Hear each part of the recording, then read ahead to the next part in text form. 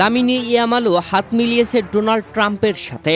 বিশ্বকাপের পুরস্কার বিতরণী মঞ্চে ডোনাল্ড ট্রাম্পের সাথে একমাত্র আর্জেন্টিনার ক্রিস্টিয়ানো রোমেরো হাত মেলায়নি। প্রিয় দর্শক, শেষ হয়েছে বিশ্বকাপের মহারণ, যেখানে ফাইনাল ম্যাচে আর্জেন্টিনাকে 1-0 গোলের ব্যবধানে হারিয়ে দিয়ে বিশ্ব চ্যাম্পিয়ন হয়েছে স্পেন। লামিন ইয়ামালরা চ্যাম্পিয়ন হওয়ার পরে ট্রফি নিয়ে নাচানাচি করেছেন। তবে ট্রফি নেওয়ার আগে বিশ্বকাপের পুরস্কার বিতরণী মঞ্চে ঘটেছে একাধিক বিতর্কিত কাণ্ড, যেখানে লামিন ইয়ামালের সাথে ডোনাল্ড ট্রাম্প হাত মেলানোর জন্য আগে হাত বাড়িয়ে দিয়েছিলেন। তবে লামিন ইয়ামাল প্রথমে হাত সরিয়ে নিলেও পরে হাত মিলিয়েছেন ডোনাল্ড ট্রাম্পের সাথে। ডোনাল্ড ট্রাম্পের সাথে হাত মেলায়নি লামিন ইয়ামাল, এমন খবর সামাজিক যোগাযোগ মাধ্যমে তুমুল ভাইরাল।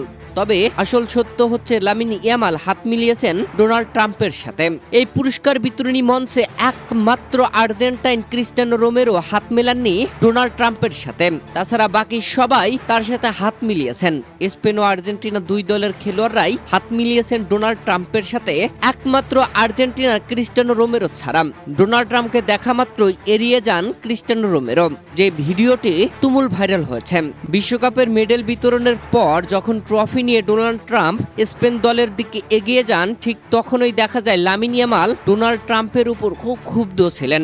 তিনি আনন্দ করছিলেন না, একদম চুপ করে বসেছিলেন।